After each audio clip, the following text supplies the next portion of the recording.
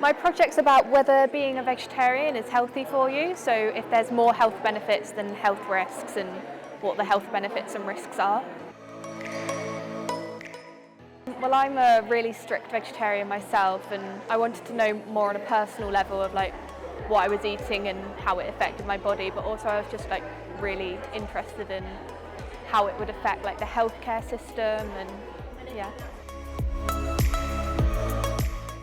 I think an interesting fact for me was how if you're vegetarian you have to be careful what foods you eat in terms of getting enough iron into your body, because not eating meat can mean that you're inhibiting the amount of iron, and that can make you really anemic, and especially if you're a teenage girl.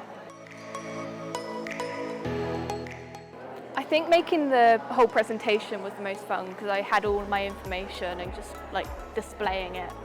was really quite like actually looking back at what I'd done and finding the most interesting points.